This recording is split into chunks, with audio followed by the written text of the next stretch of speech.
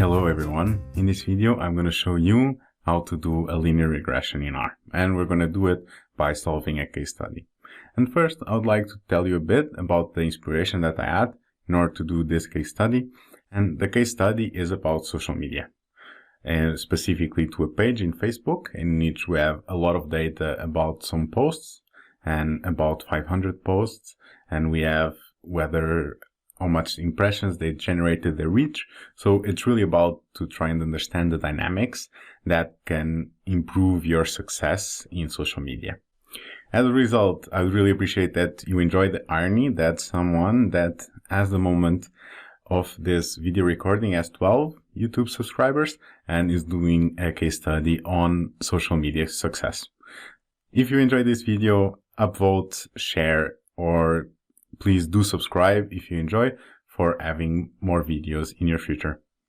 Now, if you want to accompany me while doing this data set, you will go to Google, and then here what we're going to type is machine learning, and then I have here already Facebook metrics, and it will be the third one, Facebook metrics data set. And then we have here our data folder, and then we have Facebook metrics.zip. And if we open it inside, you would have your dataset underscore Facebook and your Facebook underscore metrics. So just store this anywhere because this is a zip folder. And by doing this, you'd have access to the dataset. Going back now to R. The first thing that I'm going to do is to set a working directory. So choose directory. If we go to session, and then I have it in my desktop under personal, YouTube, linear regression in R, Facebook metrics, and then just open. If I go here to files, we have here our dataset underscore facebook.csv. And that's the first thing. As a comment, retrieve, and then dataset. And we'll call it data, and then arrow read.csv, and then inside we just do dataset and then underscore facebook.csv. And if we do control enter, we see immediately that there was an issue because we only have one variable.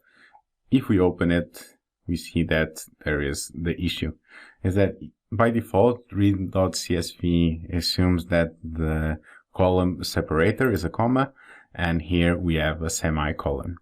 So what we need to add is sep equals, and then in quotation marks, we add our semicolon. And now running, we see that it has 19 variables, which is what we wanted. Let's have a look. There is a lot of data, so we have page total likes, category type, post weekday, as well lifetime post total reach, total impressions. I have picked lifetime post total impressions as my dependent variable because I really care that my posts, or in my case my videos, reach the maximum amount of people possible. And then afterwards, we have a lot of lifetime things, which you can also use as dependent variables if you want to study it further. And then you have comment, like, share, and then total interactions, which is the sum of comment, like, and share. Hence, let's start with creating our final dataset. So, creating dataset. For this, we're going to use the library dplyr, and then just simply. If you want to know if you have it, you can go to packages, and then here dplyr. If you want to run it, you can just click here, or you could have clicked here on run. You could have control enter. It would have been the same thing. If you don't have it, you do install.packages. So if you don't have it, so install.packages and then dplyr, and that would have sufficed. And again, let's leave it as a comment because I already have dplyr. And what we want now is really to create the dataset. So we'll name it dataset and then arrow. And now we'll use the function dplyr. And the key to use dplyr is that you always start by stating your data source. in our case, my data source is data. And now to indicate that I will continue on this data source, I'll use a pipe, which is % bigger %. And now I can start using the function that I want to use. In this case, because I want to select or, handpick some variables, I use the function select.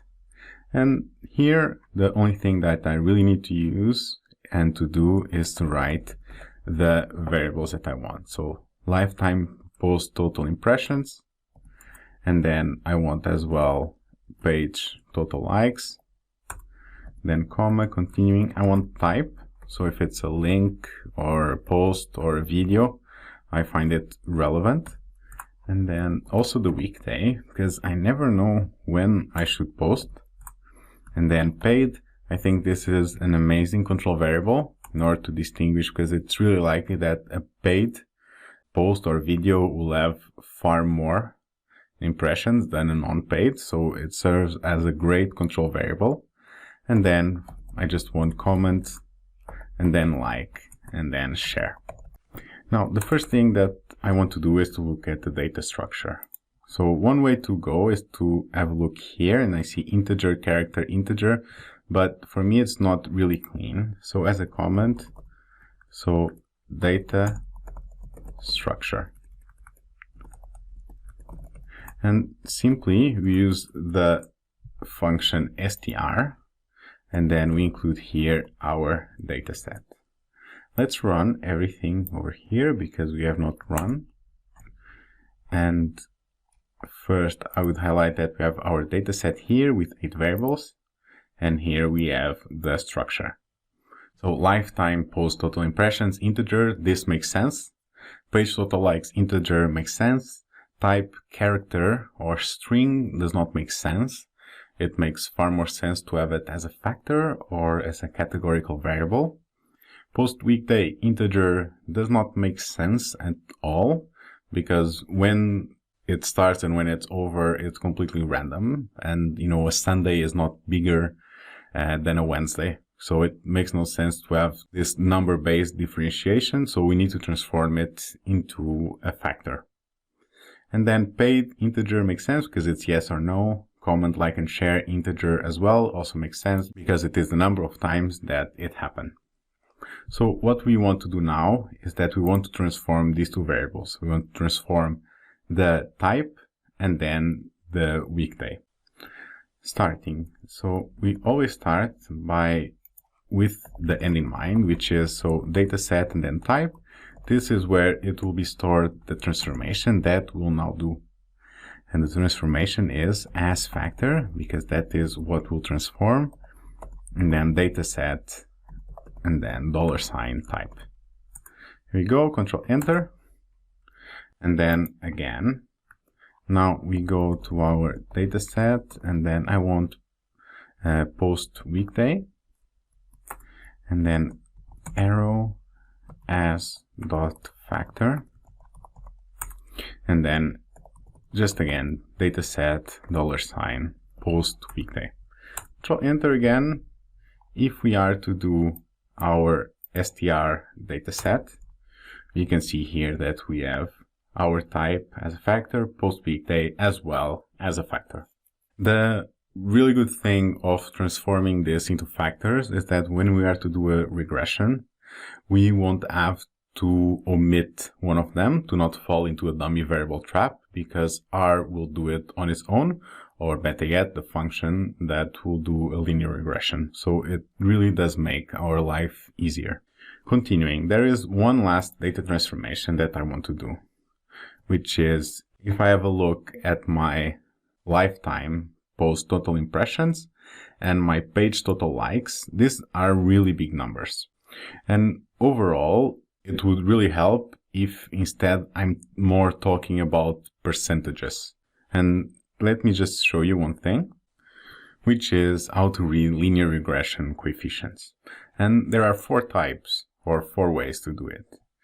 When it is like the normal way, so we have, for instance, integer and integer, it's this level. So this is the normal one. What I'll do is that we'll use number 2 and number 4. and this is this log level regression, and as well log. And what is the key here is that when we are to, for instance, in number 2, and it is a continuous variable, if I have, for instance, one more comment, it won't read as having, 10 more impressions or 100 more impressions, but it will read as having 1% more impressions or 2%. And this, for me, it makes it far easier to grasp, because obviously this page has far more success than me. So they have, thousands and thousands of post impressions. They have, I think, 100K page total likes. And obviously I have 12. So I cannot really, make a use of a coefficient. And that tells me that if I get a comment, I'll get 100 impressions, because that's simply not true for my case. But a comment that will lead to, 1% more impressions, that makes more sense, and that I can use.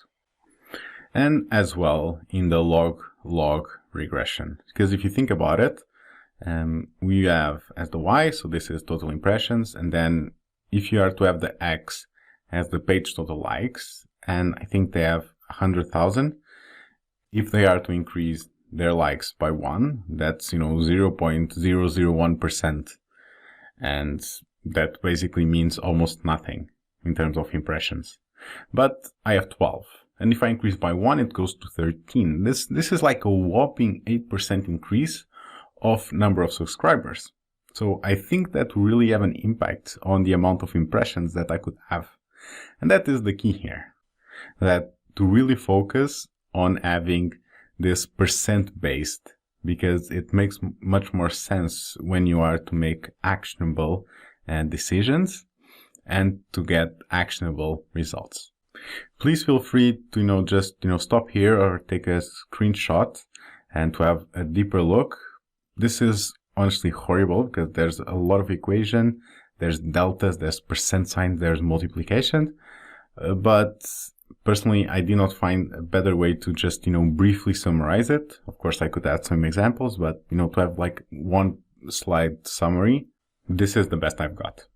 So going back, what I want to do is to transform variables. And the way that we're going to do is super simple. So I want to transform my lifetime post. So I go to our data set and then lifetime post total impressions and then arrow. Then I just use the function log for logarithm. And then if I am to just, select here and then Control C and then Control V again, and then here we go. So it was transformed. So if I go to my data set, you can see that the value is far lower. And as well, again, so data set, and then I want page total likes, arrow, log, and then data set, and then $, page total likes. Here we go. Again, now it's around 11. So these values will be far easier now to read the coefficients. As a result, we are now absolutely ready to finally run the linear regression. So as a comment, linear regression. And the way that we need to do it, and it is super simple. Let's call it model. And then we use the LM function. And here we need to include two things. So first is the formula. So which one is the dependent, which ones are the independent variables. Then the other is the data source. To start with, so this is my independent variable. And now because we have created our data set, I know that the other 7 variables, they will be my independent variables. And there's a shortcut in R, which is dot. And this will mean that I want everything else as my independent variables. Last thing is just this data source, so data equals data set. Here we go, Control Enter. If we do summary now, summary of our model, and here we go, let's increase, and let's have a look at it. Now, first thing that I would highlight is this, page total likes. So the more that I have, the less impressions I get. Now, intuitively, this does not make sense. It does make sense that I have some kind of, loss based. So if I get 1% more page total likes, then I get less than 1% in impressions. Because arguably, the more followers I have, or the more subscribers or page likes, then as well the quality is oftentimes lower. But here we see it's clearly negative. And honestly, I would really highlight that, correlation is not causation. So if you have more page total likes, most likely you will have more impressions in total and not less. And so I would disregard this part. And then when it comes to, I think this one is interesting. So we have photo, status, and video. And we see here that the omitted one is link. So when it comes to, photo is negative, but as well, not statistically significant. And then status and video, they are more significant. So when it comes to impressions, if you post a new status or you post a video, you are more likely to get more impressions. And this one, I think, for me, can make sense. When it comes to weekdays, according to this, it's Thursday, the best day to do it. Next, paid is positive, not by a lot, but definitely positive. So this is something that we were expecting. And then we have comment, non-significant. This is for me surprising. And as well, like is positive and very statistically significant. So this makes sense. More likes, it tells the algorithm that more people should see it. And then share is negative, but it is statistically significant. And for me, initially, I thought that this was a bit weird. But if you think about it, if you share a Facebook post, then all the impressions and all the engagement that generates, it goes to your post that you have now shared and not to the initial post that you shared from. Overall, there's no particular action point than that you should get posts that you should have a lot of likes, arguably comments, and then when it comes to share, maybe my story makes sense, maybe it doesn't. If you enjoyed and you'd like to learn more about linear regression, statistics, and overall econometrics, I do have a Udemy course on econometrics where I go through all of this in more detail. It is in the link in the description. Please, subscribe, upvote if you enjoyed this video, and I'm looking forward to seeing you in the next one. And until then, have fun.